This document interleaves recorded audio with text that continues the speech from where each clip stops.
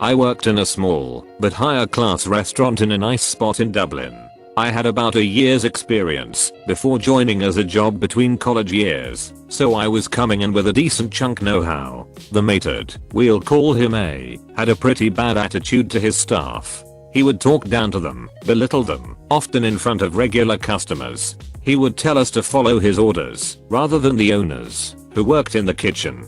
He tore out an 18-year-old new hire who was just trying to learn how to do her duties properly. It wasn't even subtle. On my first night, I was approached by a customer. After he stopped shadowing me, he said, verbatim, "I don't mind A, he's a C." All the other staff all warned me to not take him too seriously, as he just throws his weight around and talks down to all the waiters and runners. That's just how he is. I disagreed. After one too many incidents of him just acting the dick, I decided to just wait till he did it again and try to put my foot down. He put me down in front of a regular customer, laughing as if it was a joke. The customer, as I'd seen so many do, gave a pity laugh, and that same uncomfortable look to the other customers or waiters present. I asked to talk to him downstairs and told him to never speak to me like that again, especially not in front of customers. Never mind how disrespectful it is, it's just pure unprofessional. He tried to justify his behavior and I just walked away and ignored him for the rest of the night. So after I chatted with other staff, I took it to the owners, who had hired me. They had all basically been tolerating him for nearly 3 years, because he'd been there since they moved location. I said his conduct was absolutely unacceptable, and that it was so blatant that customers were mentioning it. They assured me they'd sort the problem, and while I was there only for another few months, he was never put on the same shift as me again. I checked in a few months after I left, and learned that he was no longer Maitre'd. He was in fact dropped down to just a general waiter a few days after I left, and then eventually he was only allowed to look after the drinks and bills downstairs. He wasn't allowed to wait tables, or maintain the house as he'd done for so long. He just had to sit downstairs and take orders from all those he had acted a dick to for years. So I was raised in a very controlling family. My mom is a hairstylist, and the 18 years I was in her house I never once got to decide how I got to have my hair. I was forced to wear some dumb parted comb over haircut for 18 years. I gave up trying to fight her on it. Every time I would argue with her, my dad would beat my ass. Left that place 15 years ago and have only in the last few years rekindled our relationship.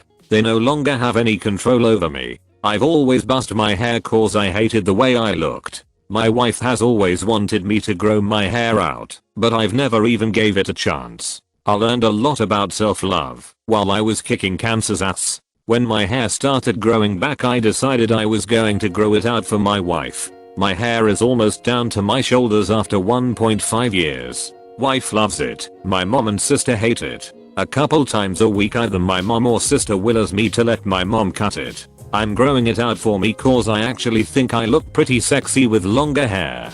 I get a giggle every time my mom begs me to please come up to her salon to get it cut. Sorry mom, this is your punishment for 18 years of emotional abuse. Today I took my daughter, 5, to a fall event at a local farm. One of the first things we encounter is an area for smaller children with a bouncy house and 2 different bouncy house slides. Both slides have a line because they make the kids go one at a time for safety reasons. We're in line for the taller one, and a lady with what I presume is her 3-year-old granddaughter decides it's totally okay to cut in front of 23 of the line. It bothered me that she did that, but I bit my tongue because we just got there and I didn't want to make a commotion. Hell, maybe she didn't realize because the line wasn't exactly uniform. Next we go to the shorter slide. This woman decides to have her granddaughter cut right in front of my kid. I glared at her because now I know this is intentional. She smirks back at me as if to say, yeah, I did it and I know you aren't going to do anything about it. I'm pretty mad at this point, and I'm certainly not above being an absolute prick to people that do me wrong and have a big mouth. But again, I don't want to get kicked out or worse, set a bad example for my kid. She didn't even notice the girl cut in front of her. Well, I noticed the woman pull out her camera phone as her granddaughter is climbing to the top of the slide. I decided to enact the pettiest possible revenge at the moment. As soon as the kid started to go down the slide, I stood right in front of her phone, so she couldn't get the picture or video.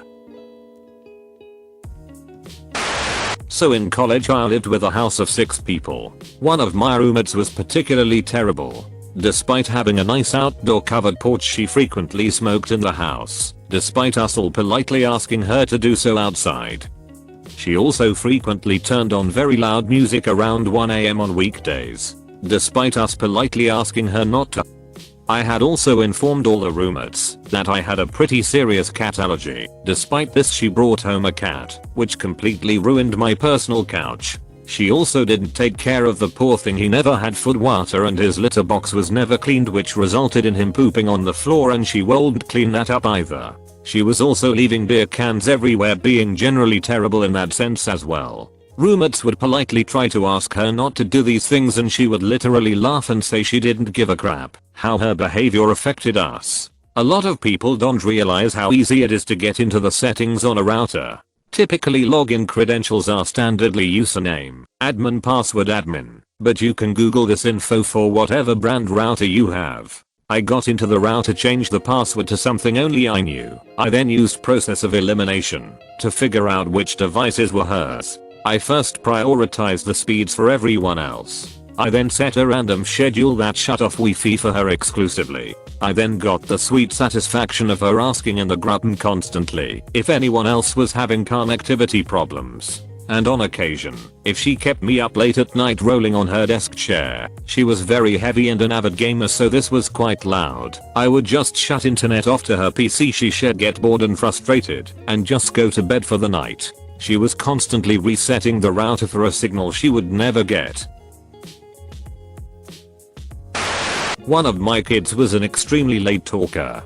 We have never known why, as she was evaluated several times and determined to be normal, just not talking yet. When she was 3, we were at a big box store that gives out samples and normally provides excellent customer service. However, the people who give out the samples work for another company, not the store. We both stepped up to receive a yummy treat, and as I always did, since my little one could not talk, I said aloud, "Thank you," and walked off. The sample lady apparently did not take kindly to my toddler not mailing her an elaborate thank you note on expensive stationery with a wax seal of our family crest, because she leaned down into my little girl's face and boomed sarcastically, "You're welcome." My daughter, not being used to anyone speaking to her this way, showed no reaction, as I think she was totally puzzled by it, which worked perfectly for the evil plan that hatched into my usually moral brain. I turned back and, with a sweet tone and apologetic smile, replied, "Oh, I'm sorry she's deaf. Yes, that was so wrong of me, I know it.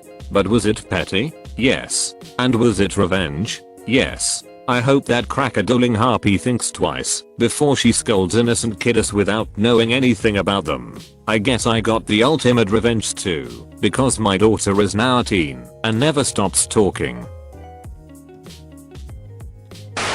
A few days ago, one of my roommates came into the living room of my apartment, complaining about how he is so tired from all of the women he pleasures, and how he is always getting some, and those girls are the noises that we hear at night, etc. All the typical F-boy stuff. At this point I'm starting to get really frustrated at this, because that is his business, and none of ours. Also, it's pretty disrespectful to the girls when he goes around flinging their names around to anyone who will give him the time of day. So, I decided to do something about it. I started by casually bringing up some well-known sexual health facts, such as the more partners you have, the more likely you are exposed to diseases, or some diseases don't show symptoms until it's too late. After he had finished compulsively talking about how his wiener was so sore from all of the coitus he had been having, I pulled up WebMD and a few other miscellaneous health information sites that listed the different common symptoms and listed them off for him.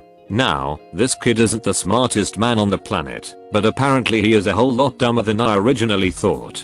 He started to admit to suffering some of the symptoms that I was making up, which startled me, but didn't surprise me until I completely made some up.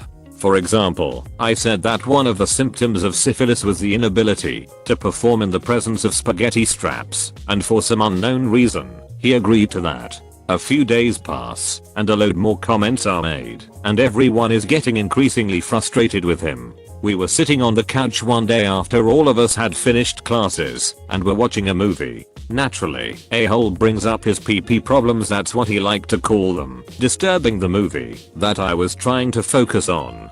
This was the last straw. Now, I'm a computer science major in university. I'm by no means a genius programmer, but I know my way around a database and basic Python scripts. So, I went into my room and constructed a database called the Worldwide STD database, and then wrote a Python script that would query the database for a name and get a result that either read no results found, or at risk, one or more previous partners has been reported as positive. Now, there are a couple of problems that might arise from doing this. He might, for example, see through the name and realize that there is no way that a single database could have the names of everyone with an STD in the world. Or maybe he might realize that even if it did, there is no way to know who those people have been with. But I glossed over those details because last week I overheard him ask another one of our roommates how astronauts breathe in space. Back to the database. There is exactly one name in it, and that name is his. Let's say that he typed in literally any other name or even word into the search bar, it would return no results found. However, if he typed his own name into it, then it would return the latter, convincing himself that he might have a beautiful flesh-eating disease on his prized possession and best friend. I took my computer out to him and asked if he wanted to see something cool that I had stumbled upon earlier that day while looking for something for class, the Worldwide STD database. Him being the sexual guru that he has wanted to know if any of his partners were in there, especially considering that his wiener has now been redder than a fire truck for some time now. As he went through his list of women one by one, getting no results, he started to get worried. If none of them had a disease, then who was it? Who gave him it? Surely he couldn't be the one. I could see the fear creep into his eyes as he finished off his list and eventually thought to himself, could I be patient zero? I told him maybe he should check himself, just to see what they have on him, and as he typed in his name I started to get real scared that he was going to realize that, unless he told a doctor that he might have something, then no one could ever know that he does, including this all-knowing program that I wrote not 20 minutes before this. He finished typing and hit enter. What happened next is a chain of events that I will have permanently engraved in my brain until the day I die. He turned white. Whiter than a piece of paper. He placed my computer on the table in front of him and just started screaming. Still screaming, he grabbed his car keys and ran out the door, down the hall, and then out of the apartment building to the parking garage. It's now been 2 hours, and we finally got an update from him. He's at the clinic, wasting his precious time where he could be finding new reasons to annoy us. But nope, he now thinks that he has an STD. Thank you for watching. Slap that like button and comment your opinion on these stories below. I'm waiting. Write that comment. Seriously. Have you written it yet? If you don't comment, you make a bunny cry somewhere. You're not that kind of person. I know. Anyways, peace out and catch you tomorrow.